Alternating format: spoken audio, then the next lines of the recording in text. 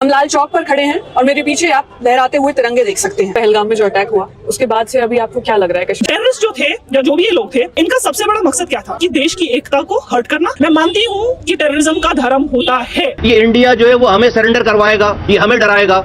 और भाई मुसलमान है, मुसलमान मुल्क है, मरने के बाद तो हमारी जिंदगी शुरू होती है। ये गुजरात थोड़ी है नरेंद्र मोदी का कि आकर जो है वो वो करे जो उसने गुजरात में किया सारा। ये पाकिस्तान है। काश 2019 में नरेंद्र मोदी वो जो लॉन्चिंग पैड्स की जमीन को हासिल कर लेते। अब की बार अगर कुछ एक्शन ले रहे तो घर में घुस के बैठ जाना, घर में घुस के मारते बोले ना, अब घर में घुस के बैठ जाना। उसमें अमेरिका का जो रोल है इट कुड बैक बहुत डाइसी होता है ये, बहुत डाइसी होता है। कल का अगर रीड आउट देखे ना जो स्टेट डिपार्टमेंट का है, उसमें उन्होंने क्या कहा है कि उन्होंने पाकिस्तान के प्राइम मिनिस्टर से कहा कि आप ये जो पहलगाम वाला हमला है इसमें भारत के साथ ताउन करें इन्वेस्टिगेशन में। तो इन पाकिस्तानियों को मैं कहना चाहता हूं, मेरी बात सुनो, तुम बचे नहीं, तुम्हें अटैक करेंगे, तुम्हें स्ट्राइक करेंगे, तुम्हें छोड़ेंगे नहीं। हम भारतीय मुस्लिम है, बब्बर शहर के राज में आपके ये गीदड़ बत्ती आके हम लोगों पर कोई असर नहीं करेगी। चुन चुन के दोस्तों इस समय पाकिस्तान सहमा हुआ है, डरा हुआ है। उसे डर है हमारे फौज का, उसे डर है हमारे गवर्नमेंट का, उसे डर है कि इंडिया कहां से अटैक करेगा, कैसे अटैक करेगा। लेकिन उसे दोस्तों एक और चीज का बहुत ज्यादा डर है और बहुत ज्यादा डर बना रहता है हमारे कुछ ऐसे भारतीय हैं उनसे, जिसमें से एक है मेजर गौरव आर्या। आए दिन सोशल मीडिया पे पाकिस्तान के जो जर्नलिस्ट को धुलाई करते रहते हैं। और एक और व्यक्ति है वो अर्नब गोस्वामी, जिनका आज वीडियो में आपको दिखाने वाला हूँ कि क्या धोया है, इस कदर धोया है पाकिस्तान के जर्नलिस्टों को। हवाइयां बंद हो गई, उनकी बोलती बंद हो गई, जवाब नहीं दे पा रहे हैं। तो दोस्तों आइए आज देखते हैं कि अर्नब गोस्वामी कैसे धोए हैं पाकिस्तान के लोगों को। हम लाल चौक पर खड़े हैं और मेरे पीछे आप लहराते हुए तिरंगे देख सकते हैं। ये लोग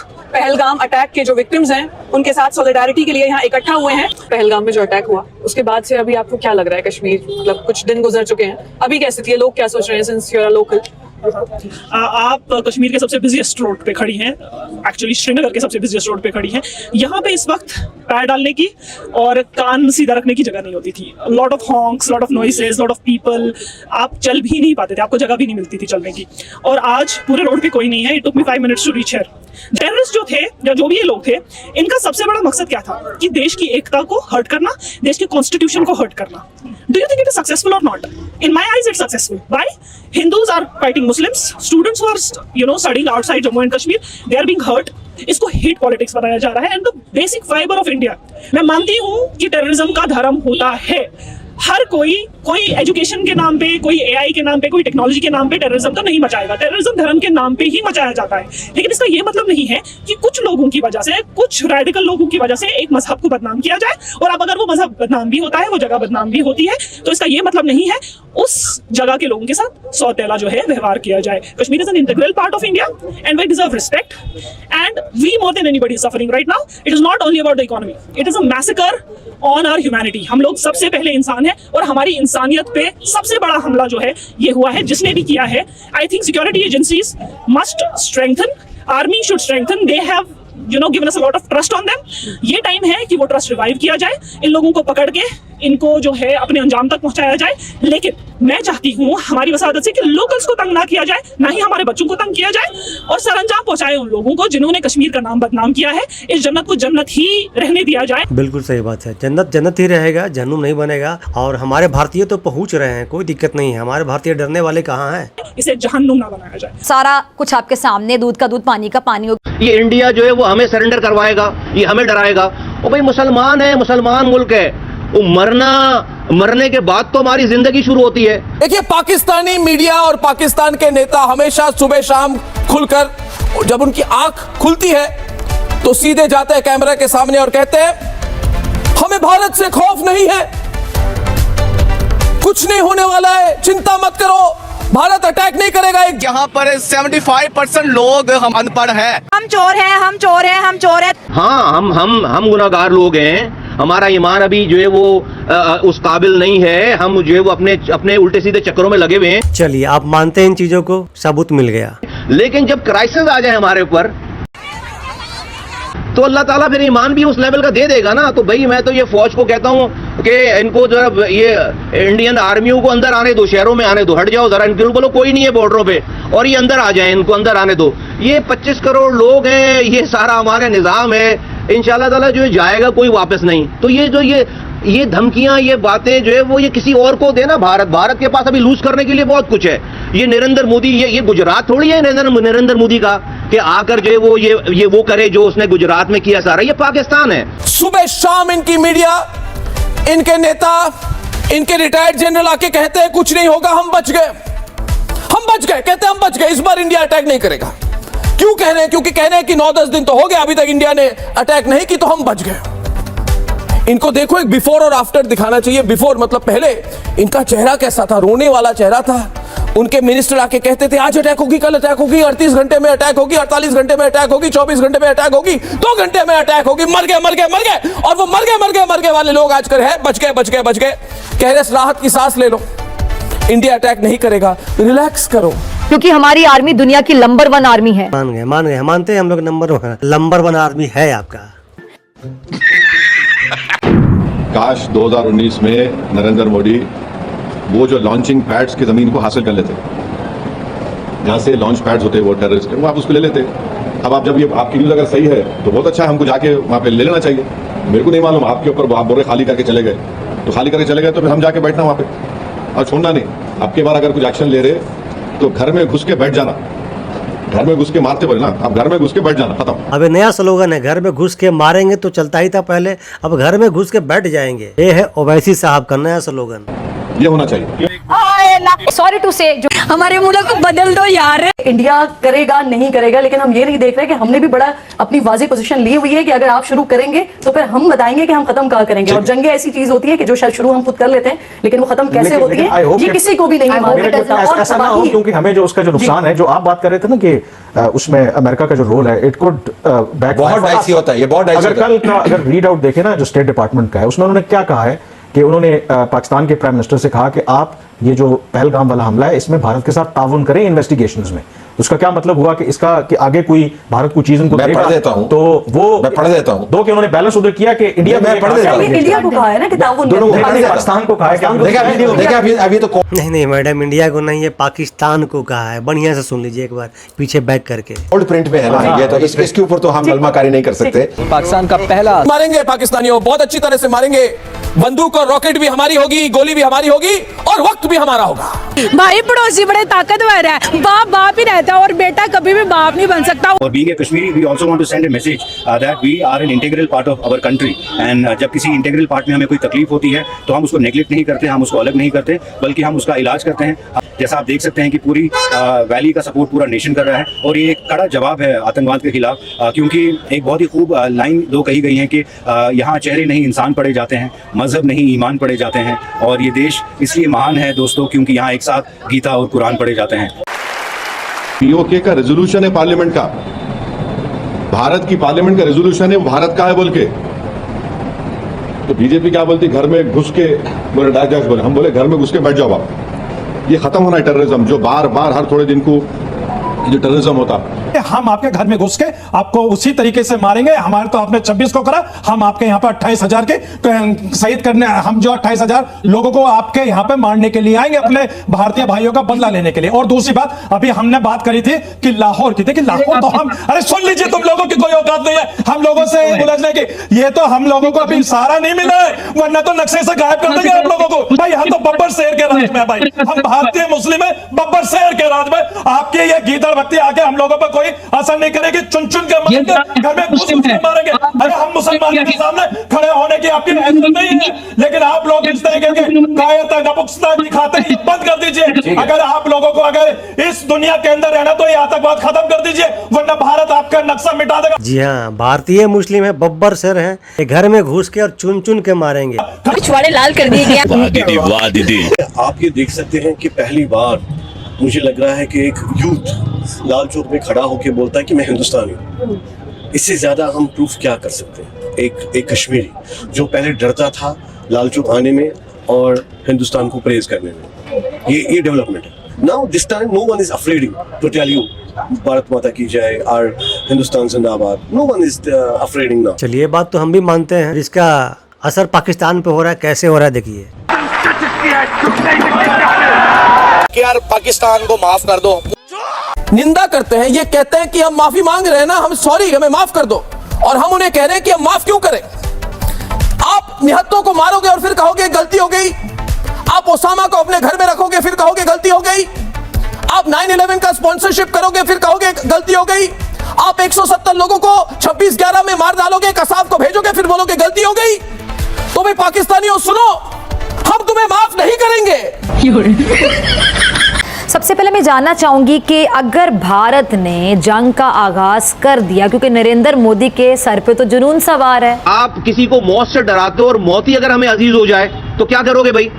अब भाई हमें तो सब सारी इस दुनिया पे हमारा ये एतमाद ईमान है कि भाई हमें तो एक दिन मरना है, मरने के बाद अगर जो है वो नरेंद्र मोदी हमें जन्नत देता है तो इससे अच्छी और क्या बात होगी, इससे अच्छी और क्या बात होगी। और फिर मैं बिल्कुल वजीर दिफा के इस बयान की मन तायद करता हूं कि भाई ये जो हमने न्यूक्लियर एसिड बना रखे हैं, ये शबरात पर पटाखे फोड़ने के लिए बना रखे हैं। हमारे पास बॉम्ब नहीं है। नहीं, पता नहीं है बेशरम पाकिस्तानी जो रिपोर्टर एडिटर है, इनको कोई आइडिया ही नहीं है। अरे मोदी का भारत है, नहीं बचे तुम। अपने आप को वहां पे दिलासा देने के लिए टीवी पे आके कह रहे हो हम बच गए, माफी मांगो, फिर भी नहीं बचोगे। कैसी बातें कर रहा है ये? So called shining India, burning India. ये बात पूछनी चाहिए कि 9/11 के बाद ओसामा बिन लादेन को माफ कर देती क्या अमेरिका? एबटाबाद में घर में घुसकर अमेरिका ने मारा और हम हफीज सईद को घर में घुसकर मारेंगे।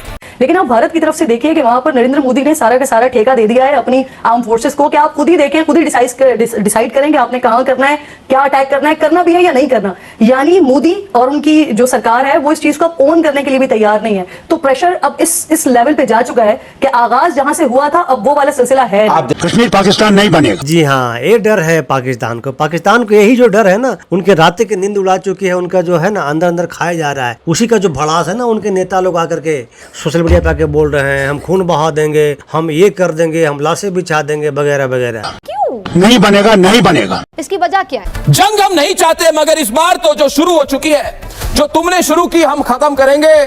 स्ट्राइक तो होगी पाकिस्तानियों, तुम नहीं बचोगे। कुछ भी करो, हम तुम्हें नहीं छोड़ेंगे। पाकिस्तान जो है वो लूजर है। और मोदी जी, क्या ये आसिफ मुनीर, शहबाज शरीफ, हफीज सईद और दाऊद इब्राहिम के पाकिस्तान को छोड़ेंगे? कतई नहीं। चाहूंगी कि आप लोग उनके नाक रगड़े हो, क्योंकि वो बहुत बड़ी हस्तियां। और जिसने तुम्हारे माँ को मारा, जिसने बेनजीर भुट्टो को मारा, उन्हीं की चमचागिरी करने के लिए स्पीच देने आते हो, बेशरम इंसान। बहुत अच्छा, well done. Pahalgam started from the person called Asim Munir, chief of Pakistan, this army, who has given, जिसने बहुत ही घटिया और क्रिमिनल और कहा कि इस तरह के एक हिसाब से हिंदुओं को मारो। That was the, I think पहला जो FIR में नाम होना चाहिए पहलगाम के इंसिडेंट में, वो पाकिस्तान की चीफ का होना चाहिए। सुन लो, जो आप लोग सो कॉल्ड पाकिस्तान के जो लोग बैठकर सोशल मीडिया पे आके बोलते हो ना कि हम कश्मीर के लिए कर देंगे, कश्मीर के लिए वो कर देंगे, वही कश्मीर के लोग हैं। क्या बोल रहे हैं सुन लीजिए, आप गौर से सुनिए। आप स्टैम्प पेपर नहीं में लिख, पाकिस्तानियों शर्म कर लो कुछ। बहुत अच्छी तरह से धुलाई करेंगे तुम्हारी। हामिद साहब, मैं काफी तजुर्बेकार आदमी हूँ, आपके चेहरे पर इस वक्त हवाइयाँ उड़ी हुई, तो मैं आपका थोड़ा मूड हल्का करने के लिए भारत के बॉलीवुड का एक गाना है, इतनी जल्दी क्या है गोरी घर जाने की। अरे वाह, वकील साहब, well done sir, well done, high five, बढ़िया। इनको नहीं छोड़ेंगे इस बार। गाना बजाओ।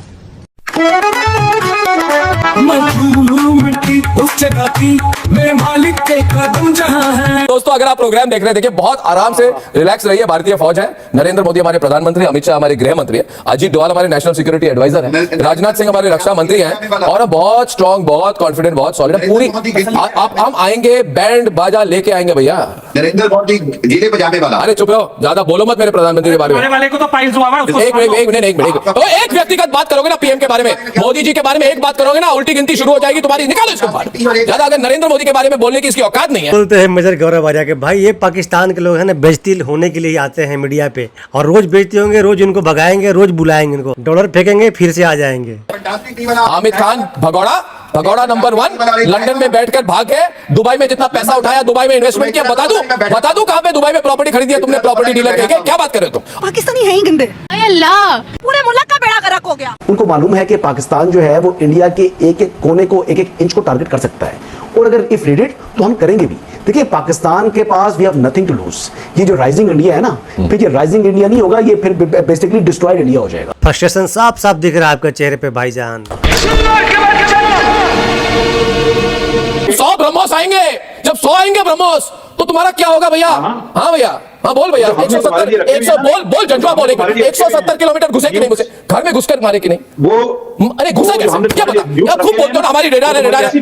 अरे भैया मेरी बात सुनो, 170 किलोमीटर अंदर घुसे कि नहीं घुसे।